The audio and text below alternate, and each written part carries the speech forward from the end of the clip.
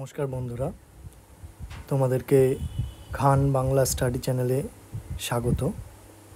আজকে ইতিহাসের ওপরে একটা সিরিজ আমি শুরু করতে চলেছি।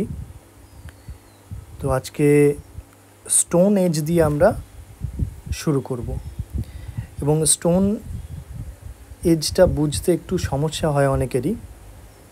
তো আমরা চেষ্টা করব যে এই স্টোন এজের যে ক্রোনোলজিক্যাল ইভেন্টস রয়েছে সেগুলোকে বোঝার, প্রিহিস্ট্রিক যে সময়কালটা।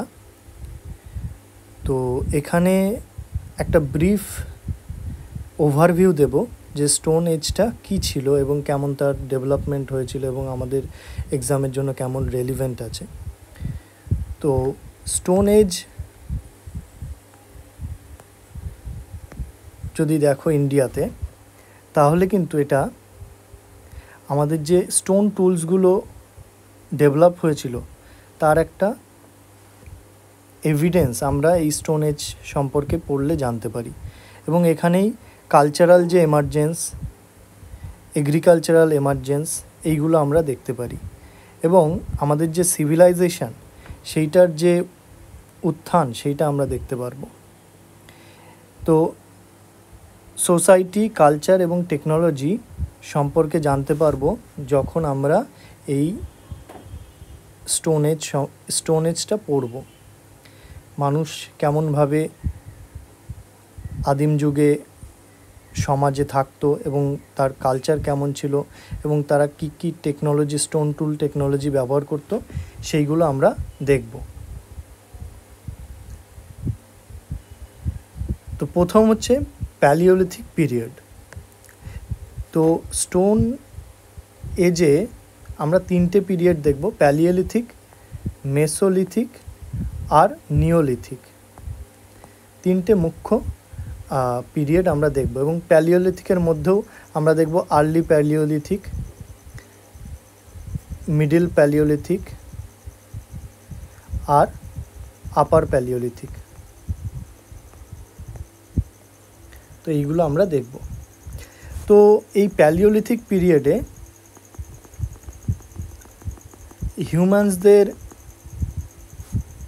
হিউম্যানসরা কেমনভাবে তাদের যে ডেভেলপমেন্টটা হয়েছিল সেটা আমরা দেখব। প্রথমে হোমো হ্যাবিলিস ছিল, যাকে হ্যান্ডিম্যান বলে, এবং তারপরে হোমো ইরেক্টাস হয়, এবং তারপরে ধীরে ধীরে আজকে আমাদের হোমো সেপিয়েন্স। এবং এরা, এই যে হোমো ইরেক্টাস বা হোমো হ্যাবিলিস, এরা কিন্তু নোম্যাডিক লাইফস্টাইল লিড করত এবং তারা মুখ্যত হান্টিং করতো এবং গ্যাদারিং করতো, হান্টিং গ্যাদারিং যেটা বলে। তো আমরা দেখব যে তাদের সার্ভাইভালের জন্য তারা হান্টিং গ্যাদারিং শুধু করতো। এছাড়া তারা কিছু বেসিক টুলস ব্যবহার করতো, স্টোন টুলস, যেমন হ্যান্ড এক্স, চপার্স, স্ক্রেপার্স। এবং কী জন্য করতো? যাতে করে তাদের হান্টিং গ্যাদারিং এবং তাদের প্রসেসিং অফ ফুড প্রসেসিংয়ে হেল্প হয়। এবং এই যে জিনিসগুলো আমি বলছি, এগুলো ডিটেলসে আমরা পড়বো যখন প্যালিওলিথিক এজটা আমরা পড়বো। এখন তো ওভারভিউ দিচ্ছি, তো শুধু ওপরে আমরা জানছি।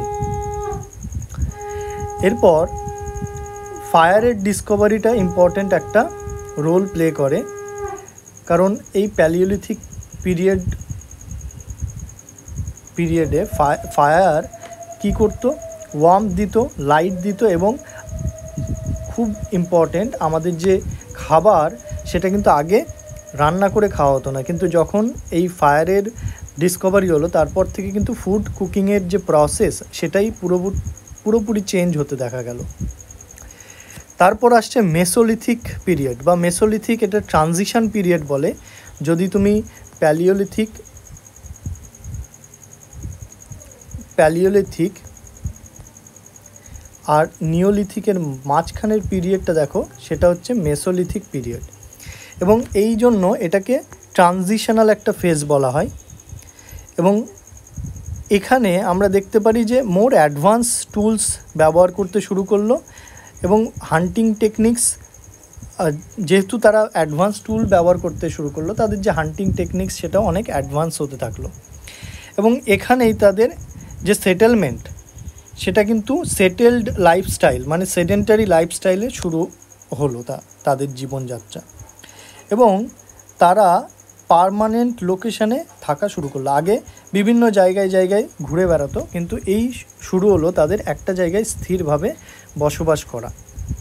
এবং তাদের যে টুলস টেকনোলজি, সেখানে আমরা দেখি যে তারা মাইক্রোলিথস ব্যবহার করতে শুরু করলো। মানে আগে যে বড় বড় টুলস ছিল সেগুলো ধীরে ধীরে ধীরে ধীরে ছোট হতে থাকলো, অনেক বেশি শার্প হতে থাকলো, অনেক বেশি ইফেক্টিভ হতে থাকলো। এবং এখন শুধুমাত্র সেই মাইক্রোলিথসগুলো বা টুলসগুলো, স্টোন টুলসগুলো শুধুমাত্র তাদের যে হান্টিং গ্যাদারিং সেই কাজেই না, আরও বিভিন্ন কাজে ব্যবহার হতে লাগলো। এছাড়া কি তারা ফিশিং করতে শুরু করলো, এবং এখানে আমাদের যে নেট, ফিশিং, হুকস এইগুলো কিন্তু দেখতে পাই, কারণ এরা প্রথম ফিশিং করা শুরু করলো এই সময়, এবং জলাধারের আশেপাশে তাদের যে বসবাস স্থান সেটা গড়ে তুলতে শুরু করলো। এবং তারপর আসছে নিওলিথিক রেভলিউশন, নিওলিথিক পিরিয়ড। এবং নিওলিথিক পিরিয়ডটাকে নিওলিথিক রেভলিউশন বলেছিল গর্ডন চাইল্ড। এটা একটা ইম্পর্টেন্ট কোয়েশ্চেন, অনেক পরীক্ষাতেই আসে যে গর্ডন চাইল্ড নিওলিথিক রেভলিউশন কথাটা প্রথম উল্লেখ করেছিল এই নিওলিথিক এজটাকে ডেসক্রাইব করার জন্য। তার কারণ এই নিওলিথিক পিরিয়ডেই প্রথম রেভলিউশনারি জিনিসপত্র আমরা দেখতে পারি, যেমন তার মধ্যে এগ্রিকালচারটা একটা খুব ইম্পর্ট্যান্ট রেভলিউশন ছিল। এবং সেখানে আমরা দেখতে পারি যে এগ্রিকালচার ডেভেলপমেন্ট হচ্ছে, এবং ডোমেস্টিকেশন অফ প্লান্টস এবং অ্যানিম্যালস এইটা আমরা প্রথম দেখতে পাচ্ছি। আগেও কিন্তু তারা ক্যাটেল রিয়ারিং করতো, কিন্তু মানে এইভাবে ডোমেস্টিকেশন করতো না, জাস্ট আনতো ক্যাটেল বা অ্যানিম্যাল বা প্লান্টস এইগুলোকে শুধুমাত্র ব্যবহার করতো। কিন্তু এখন থেকে আমরা দেখতে পাচ্ছি যে তারা ডোমেস্টিকেট করা শুরু করেছে, মানে লালন পালন করা শুরু করেছে, তাদের খেয়াল রাখা শুরু করেছে, এবং পার্মানেন্ট সেটেলমেন্ট আমরা দেখতে পাচ্ছি। এবং তারা আর অন্য কোথাও ঘুরে ঘুরে খাবারের খোঁজ করছে না। এবং সোশ্যাল অর্গানাইজেশনে একটা কমপ্লেক্স সোশ্যাল অর্গানাইজেশন আমরা দেখতে পাচ্ছি, এবং স্পেশালাইজড লেবার দেখতে পাচ্ছি। চাষের কাজ কেউ করছে, ফিশিং কেউ করছে, তো এই রকম স্পেশালাইজড লেবার আমরা দেখতে পাচ্ছি। সোশ্যাল হায়ারার্কি শুরু হচ্ছে, এবং ট্রেডের ডেভেলপমেন্ট কিন্তু শুরু হচ্ছে এই পিরিয়ডে। এবং এই পিরিয়ডের একটা ইম্পর্টেন্ট যে ইনফরমেশান সেটা হচ্ছে এই পিরিয়ডে কিন্তু পটারি এবং উইভিং আমরা দেখতে পাচ্ছি। এবং এগুলো কিসের জন্য ব্যবহার করা হতো? এই পটারি আর উইভিং মানে বুনন শৈলী বা বুনন কার্য, সেটা হচ্ছে ফুড স্টোরেজ, কুকিং এবং ক্লোদিংয়ের জন্য ব্যবহার করা হতো। এবার আসছি আমরা যে স্টোন এজের ইম্পর্টেন্ট সাইটস। তো প্যালিওলিথিক এবং মেসোলিথিক পিরিয়ডে যে রক শেল্টার বা প্রিহিস্টরিক আর্ট এগুলো আমরা ভীমবেটকাতে দেখতে পাই। নিওলিথিক পিরিয়ডে এসে আমরা দেখতে পারি যে মেহেরগড় একটা ইম্পর্টেন্ট আর্কিওলজিক্যাল সাইটস, যেখানে আমরা এগ্রিকালচারাল সেটেলমেন্টস দেখতে পারি, এবং মেহেরগড়টা পাকিস্তানে অবস্থিত।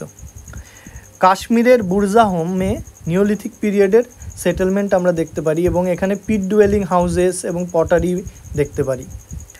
ইনামগাঁও, এখানে কিন্তু আমরা চালকোলিথিক পিরিয়ড, সেই সময় এখানে কিছু কিছু ওভারল্যাপিং পিরিয়ড আছে, মানে নিওলিথিক পিরিয়ডের সময় কোথাও কোথাও চালকোলিথিক পিরিয়ড মানে তামার ব্যবহার যেখানে দেখতে পাচ্ছি, সেখানে সেই পিরিয়ডটা কিন্তু সেই জায়গাটাকে আমরা চালকোলিথিক সাইট বলে উল্লেখ করি। এবং এই ইনামগাঁও এটা কিন্তু একটা ইম্পর্টেন্ট চালকোলিথিক সাইট, এবং এখানে এগ্রিকালচারাল বা ট্রেড এবং আরবানাইজেশন এইগুলো আমরা দেখতে পাচ্ছি। এবং তারপর স্টোন এজে আর্ট এবং কালচার হিসেবে আমরা কেপ পেন্টিং দেখতে পাচ্ছি, এবং সেই কেপ পেন্টিংয়ের মধ্যে ভীমবেটকা কেপ পেন্টিং খুব বিখ্যাত। এবং এছাড়া হিউম্যান ফিগার্স, জিওমেট্রিক প্যাটার্নস এবং এইগুলোর ছবি আমরা কিন্তু কেবের মধ্যে দেখতে পাচ্ছি, কেব গুহাচিত্র যেটা। এবং এই জিওমেট্রিক প্যাটার্ন এবং হিউম্যান ফিগার্স এবং এই জিনিসগুলো আমাদের প্রিহিস্টরিক পিপলের বিলিভস এবং রিচুয়ালসগুলোকে কিন্তু দেখায়। এবং স্টোন টুল টেকনোলজিতে আমরা দেখতে পাচ্ছি যে হ্যান্ড এক্স, চপার্স এবং অ্যারোহেডস এইগুলো রয়েছে। এবং এর ফলে যে স্টোন এজ পিপলের ইনজেনিউইটি বা ক্রিয়েটিভিটি এইগুলো আমরা কিন্তু দেখতে পাচ্ছি। এটা কিভাবে দেখিয়েছে যে কিভাবে একের পর এক আমাদের যে হিউম্যানস ধীরে ধীরে ডেভেলপমেন্ট হচ্ছে। তো প্রথমে হোমো হ্যাবিলিস এসেছিলো, যাকে বলা হয় হ্যান্ডিম্যান, এবং তারপরে হোমো ইরেক্টাস, এবং তারপরে হোমো সেপিয়েন্স, যেটা আজকের আমরা হোমো সেপিয়েন্সের ক্যাটাগরিতেই পড়ি। এবং এই হোমো ইরেক্টাস এটা আফ্রিকা থেকে মাইগ্রেট করেছিল, এবং হোমো সেপিয়েন্সও কিন্তু আফ্রিকাতে ইভলভ হয়েছিল এবং সারা বিশ্বে ছড়িয়ে পড়েছিল, এবং এরা সফিস্টিকেটেড টুলস, ল্যাঙ্গুয়েজ এবং আর্ট এগুলোর ব্যবহার করতো।